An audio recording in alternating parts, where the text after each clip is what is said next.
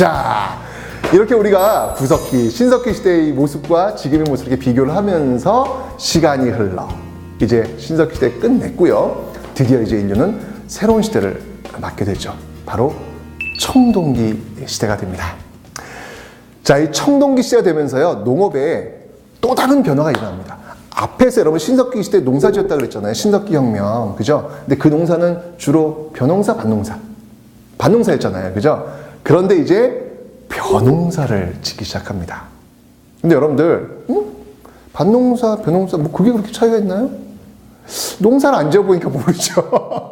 하긴 뭐 저도 잘 몰라요. 근데 일단 벼농사를 지으려면 보세요. 인공적으로 이 논에 물을 넣어줘야 됩니다. 쭉 대줘야 되고요. 또 쭉 빼줘야 되고요. 그죠? 그리고 김도 매줘야 돼요. 그러니까 잡초 같은 것도 뽑아주고 이제 그래야 된다는 얘기죠. 그러니까 농사를 짓는데 지식과 기술이 필요하다는 얘기예요. 밭농사는 그렇게 어렵지 않죠. 그냥 씨앗을 이렇게 뿌리고 물만 주고 햇빛 적당히 오면 알아서 자라지만 벼농사는 그렇지 않다는 얘기죠. 그러니까 그만큼의 기술이 필요하다는 거예요. 그러니까 시간이 좀 지나야 되겠죠. 지나서 벼농사가 이제 나오게 되는 겁니다. 청동기 시대 벼농사의 시작 기억하시면 되겠는데요. 자, 그러면 청동기 시대 사람들이 이렇게 농사를 지었다는 사실을 알 수 있다는 유물이 뭐가 있을까요? 그러니까 그런 유물을 보면 그 시대가 보인다니까요. 바로 이겁니다. 네, 농경문 청동기. 여러분들 이게 지금 사진을 보니까 오, 이거 엄청 크네 라고 생각하시겠지만요. 그래서 이제 누가 그래요. 아니 선생님, 제가 정말 실망했어요, 선생님. 왜요? 아니 선생님이 그 저 농경문 청동기 정말 대단하다고 막 설명해가지고 저기 박물관 가서 찾아봤더니 요매네요 그러는 거예요. 진짜 크지 않아요. 폭이 한 12.8cm의 아주 작은 청동기입니다. 이게 그러니까 여러분 꼭 가서 보셔야 돼요. 이렇게 제가 이렇게 강의로만 보여준 사진은요, 왜곡될 수 있습니다. 직접 가서 한번 보셔야 되는데 이것도 참 이게 어떻게 발견되지 아세요? 고물상에서 우연히 발견이 됩니다. 아랫부분은 지금 이제 깨져가지고 사라졌고요. 그러니까 윗부분에 난 그 6개의 작은 구멍, 이 6개의 구멍은 어디에 쓴 것 같아요, 여러분들? 이 구멍에다가 끈을 매달아가지고 사용했던 것으로 보입니다. 그 안에 새겨진 그림을 또 한번 살펴봐야죠. 여기 그림이 있어요. 자, 남자로 보이는 사람이 긴 막대기를 지금 들고 있죠. 뭐 하고 있어요? 지금? 네, 이 밭갈이 하는 모습이네요. 자, 그 남자 아래로 지금 10개의 선이 쭉쭉쭉쭉. 자, 보세요. 이 10개의 선이 이게 쭉쭉쭉쭉 그어져 있죠. 이게 뭘까요? 천천히 보시죠. 뭘까요, 이게? 그렇죠. 바로 이 농작물이 심어져 있는 어떤 밭일 겁니다. 이 밭의 왼쪽에서는 또 한 여자가 뭔가를 또 바구니에 이렇게 담고 있죠. 곡식을 수확하고 있는 거잖아요. 야, 참 보면 그 시대에 어떤 생동감 있는 그 사람들이 어떤 그 당시에는 사진이 없었으니까. 그렇죠. 이런 어떤 농경문화 청동기를 가지고 그 당시 사람들의 어떤 삶의 모습, 열심히 농사 짓고 부리는 그 곡식을 담아두고 있는 밀레이 만종이네. 밀레이 만종. 그렇죠. 이런 거예요. 보면서 와, 그 시대 사람들의 모습을 한번 상상해 보는 거죠. 자, 청동기 시대 유물 중 또 꼭 기억해야 될 유물이 있죠. 반달 돌칼. 자, 말 그대로요, 돌로 만든, 보시면 알겠지만 돌로 만든 반달 모양의 칼인데요. 이 바로 곡물의 이삭을 베기 위해서 제작한 그런 농기구인데, 보시면 알겠지만 구멍이 좀 2개가 있잖아요. 여기 구멍 2개에다가 끈을 끼워서 이렇게 엄지손가락 같은 거. 왜냐면 돌멩이가 지금 미끄러우면 잘 안 베이잖아요. 마찰을 주기 위해서 그 구멍에다가 끈을 끼워가지고 이렇게 베는 그런 건데, 자, 그런데 이제 질문이 있을 거예요. 지금 우리는 청동기 시대를 공부하고 있습니다. 구석기, 신석기 했고 청동기 시대. 근데 청동기 시대 도구인데 왜 돌칼이죠? 왜 돌이죠? 라는 질문 있겠죠. 아니, 청동기 시대니까 청동기 농기구로 만들어야 되지 않나? 이런 생각이 들 거예요. 그건 아니고요. 이 청동기는 여러분들 정말 당시 그 최첨단, 아까 구석기 시대 왜 주먹도끼 최첨단이라고 제가 설명드렸잖아요. 청동기 시대, 이 청동기는요, 이 시대의 최첨단 기술로 만들어진 그 공예품이었기 때문에 주로 지배층, 청동기 시대의 가장 큰 특징이 뭐냐면 지배층의 출현이거든요. 그 구석기, 신석기는 평등사회라면 이 청동기 시대부터는 지배층, 그 지배와 피지배계급의 어떤 그 계급사회 출현, 이 청동시대인데 바로 그 지배층을 위한 의식용품이라든지 뭐 무기 이런 것들로만 사용됩니다. 따라서 이 청동으로 만든 농기구는 없죠. 아니 뭐 생각을 해보세요. 지금 여러분들 농사 지으시는데 농경에 가셔가지고 다이아몬드로 만든 호미 말이 안 되잖아요, 그죠? 그런 식이에요, 그런 식. 예, 그 당시에 청동으로 만든 농기구 말이 안 되는 거죠. 엄청나게 귀한 건데 그걸로 농기구를 만들 수 없다는 얘기예요. 그래서 청동기 시대 농기구는 여전히 돌로 만든 반달돌과 같은 돌로 만든 농기구였다. 이걸 이제 기억하시면 되겠습니다. 근데 뭐 청동시 사람들이 농사만 지은 건 아니겠죠? 정말 제가 지금부터 보여드릴 이 그림은요, 전 제가 봐도 정말 놀라워요. 1971년 크리스마스 이브, 또 하필 크리스마스 이브야. 71년. 제가 태어난 해입니다. 네. 경상북도 울주 반구대에서요, 높이 3m, 너비 10m의 절벽에서 아주 오래된 그림이 발견이 됩니다. 이렇게 절벽에 그림을 새겨놓은 것을 반구대 암각화라고 합니다. 네, 바위에다가 이제 이렇게 새겨놓았던 그림이란 얘기잖아요. 진짜 이 반구대 암각화에는요, 당시 생활상 정말 풍부하게 담겨 있습니다. 잘 보세요. 호랑이도 있어요. 호랑이 멧돼지도 보입니다. 사슴도 있어요. 와, 이 여러 가지 동물들이 보이는데 저는 여전히 이 반구대 암각화의 주인공은 고래라고 봅니다. 잘 들여다보면요, 고래 안에 또 고래가 있어요. 가만히 있어보세요. 고래 안에 또 고래가 있다? 이거 뭘까요? 새끼고래. 이 호흡이 짧은 새끼고래가 물속에 오래 머무를 수 없으니까 숨 쉴 수 있도록 업고 다니는 모습입니다. 잘 보시면요, 이 배에 탄 사람들이 작살로 이 고래를 딱 사냥하는 어떤 그런 장면이 나오는데, 여러분 이 장면요, 이거 지금도 합니다. 지금도 고래를 전통적으로 잡는 사람들은요, 이런 식으로 하고 있는데, 와, 지금도 볼 수 있는 모습들이 이 당시에 지금 발견된 거예요. 대단하지 않습니까, 여러분들? 당시 그 동해 바다에 진짜 많은 고래들이 있었겠구나. 그러니까 이렇게 다양한 고래들을 그려놓고, 아마도 고래 사냥 나갈 때 이 앞에서 제사를 지낼 수도 있겠다라는 그런 생각이 드는 거죠. 고래 사냥이 쉬운 건 아니잖아요. 그죠? 자, 어쨌건 간에 이 암각화에 그려져 있는 어떤 그런 모습들을 보니까, 야, 참 이 고래들이 마음껏 바다를 헤엄치는 모습, 또 사람들이 쳐놓은 그 그물에 잡히는 모습들, 아주 생생하고 생동감 있는 그 당시 모습을 우리가 볼 수 있는 거예요. 그걸 봐야 되는 거예요.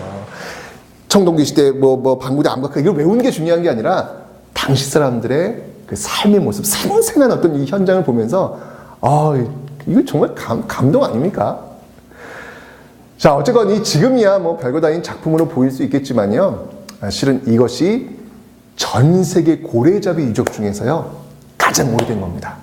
대단한 그런 유적인 것이죠. 그죠? 한번 여러분들 한번 꼭 가봤으면 좋겠어요. 이게 지금 그 저수지 뭐 이런 것들 때문에요, 이게 물에 잠기고 막 그런 어떤 모습들이 있거든요. 이걸 또 어떻게 우리가 이제 보존해야 될지 고민 좀 많이 해봐야 될 것 같아요. 자, 이제 당시 사회 구조가 어떠했는지 한번 살펴보도록 하겠습니다. 제가 설명드렸죠. 이 구석기, 신석기 시대는 평등사회였다면 청동기 시대는 계급사회가 되는데요. 청동기 시대와 그 앞에 구석기, 신석기를 이렇게 딱 구분해주는 대표적인 문화유산이 하나 있어요. 뭘까요? 청동기 시대의 그 계급사회를 가장 잘 보여준 유적, 고인돌입니다. 자, 고인돌은요, 이 지배자의 무덤이기도 하고요, 그 다음에 제사를 지내는 제단일 수도 있어요. 전 세계를 통틀어 이 고인돌이 어디에 제일 많은지 아세요? 영국? 보신 건 있네요. 영국에도 그런 게 있는데, 이 고인돌이 제일 많이 있는 곳은요, 바로 우리나라입니다. 우리나라. 네. 이 유네스코 그 문화유산으로 등재가 되었죠. 자, 근데 여러분 이름이 왜 고인돌인지 아세요? 왜 고인돌일까요? 어렵지 않아요, 여러분들. 고인돌이에요, 고인돌. 돌을 고여놨기 때문에 고인돌입니다. 어렵지 않습니다, 여러분들. 너무 실망하셨나요, 여러분들? 이름이 이런 거였어? 자, 근데 여러분들 이 기둥을 받친 이 덮개돌을 한번 좀 보세요. 덮개돌, 이렇게 위에 있는 뚜껑처럼 있는 거. 이 강화도에 있는 가장 큰 고인돌은요, 이 덮개돌 무게가 얼마나 나가는지 아세요? 100kg요? 지금 말도 안 돼요. 훨씬 엄청납니다. 53톤이나 나간다고 합니다. 어마어마하죠. 53톤. 그러면 이제 여기서 이제 우리 또 상상을 해보는 거예요. 가만히 있어봐. 야, 그럼 이 53톤이나 되는 이 덮개돌을 도대체 어떻게 이렇게 이 돌멩이 위에 올렸을까? 이거 어떻게 했을까? 누가 그러더라고요? 들어서 올린 거 아닌가요? 아니, 그걸 어떻게, 당시 사람들은 힘이 세지 않았을까? 이게 한 사람의 무덤을 위해서 어쩔 수 없이 여러 사람을 동원해야 됩니다. 그죠? 이 53톤에 되는 이 돌을 여기다 올려놓으려면 정말 어마어마하게 많은 사람들이 필요했다는 이야기예요.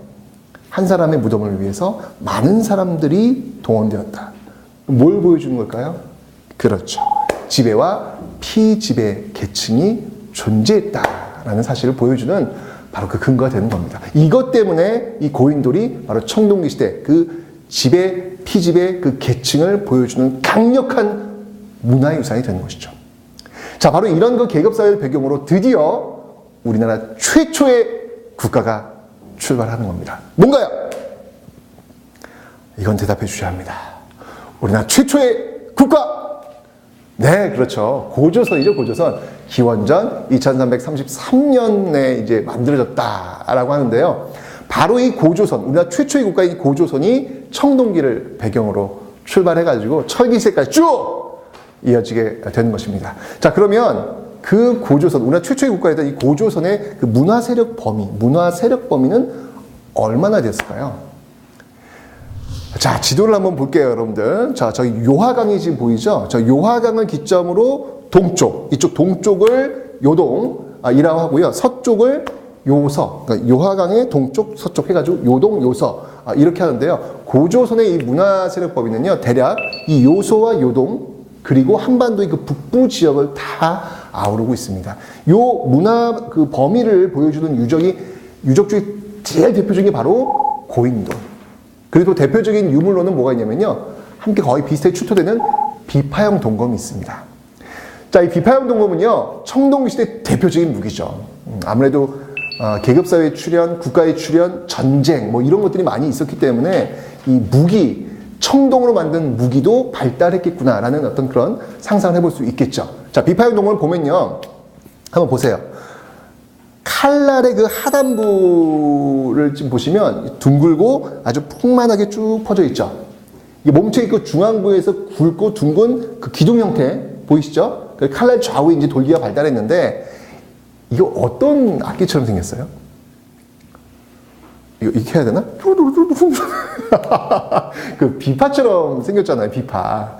그래서 이 동검을 비파형 동검 이렇게 이제 부르는 겁니다. 근데 이제 또 질문을 해요. 아니 그 비파형 동검 저 불편해 보이는데 손잡이가 저렇게 쭉 이렇게 길어가지고 어떻게 되겠나? 라고 하시는데 이게 손잡이가 아닙니다. 네, 손잡이는 지금 되게 나무로 만들었기 때문에 발굴하면 그 나무는 이제 없어지죠. 썩었으니까. 그죠? 그러니까 그게 이제 원래 이제 근사하게 만들었겠죠. 나무로 아주 근사하게 만들었는데 지금 그게 보이지 않고 청동으로 만든 그 칼날만 출토되는 거. 뼈대만 있는 거예요, 뼈대만. 예, 그런 것들도 한번 여러분들 생각해 보시면 될 것 같아요. 자, 비파형 동검하고 또 이제 비슷하게 나오는, 같이 함께 나오는 청동식 유물이 또 하나 있는데 그게 뭐냐면 바로 미송리식 토기예요. 미송리식 토기는 어떻게 이름이 붙여진 걸까요? 어려운 거 아니고요. 압록강하고 있는 미송리, 미송리라는 마을에서 발견된, 그러니까 미송리라는 마을에서 발견된 그 형태의 토기, 이런 의미예요. 네, 이 토기는요, 이 밝은 갈색에 지금 보시면 알겠지만 복주머니처럼 생겼죠. 네, 미송리식 토기에서 주목할 점은 여기 보이는 손잡이가 달려 있다는 거죠. 그러니까 아마도 이게 뭐 물항아리로 쓰이지 않았을까? 아니면 아무래도 그릇이니까 이동을 할 때는 손잡이 있으면 편할 거 아니에요. 그죠? 그렇게 맞는 게 아닐까라고 이제 추측을 합니다. 자, 어떻습니까, 여러분들? 우리가 구석기 시대부터 청동기 시대까지 대표적인 문화유산을 보면서 그 시대 사람들의 모습을 한번 추측해보는 그런 시간을 한번 가졌는데요. 다시 우리 처음으로 돌아와서요. 퀴즈 문제 한번 보도록 하겠습니다. 자, 이 다음 유적이 처음 만들어진 시기의 사회 모습을 적절한 것은 이제 어렵지 않겠죠? 네. 자, 이 고인돌은요, 어느 시대의 유물이다? 어느 시대의 유적이다? 그렇죠. 청동기 시대. 청동기 시대에 어느 사회가 출현했다? 계급사회. 자, 그럼 이제 한번 가보도록 하겠습니다. 자, 농경과 목축을 시작한 거예요. 처음 시작한 거예요. 언제? 신석기. 철제 농기구를 사용하였다면 이건 우리 배우지 않았지만 철제 농기구니까 철기 시대가 되겠죠. 청동기 다음이니까 답이 아니겠죠. 지배자인 군장이 등장하였다. 짜잔 짜잔. 지배층과 피지배층 청동기 시대. 그러네요. 바로 이 고인돌 3번 바로 지배자인 군장이 등장하였다와 연결이 될 겁니다. 자, 다음요. 빗살무늬 토기를 만들기 시작하였다. 빗살무늬 토기 어느 시대예요? 신석기. 땡. 주로 동굴이나 강가에 막집을 짓고 살았다. 어느 시대인가요? 구석기. 땡. 자, 정답은 3번입니다. 어렵지 않죠? 네.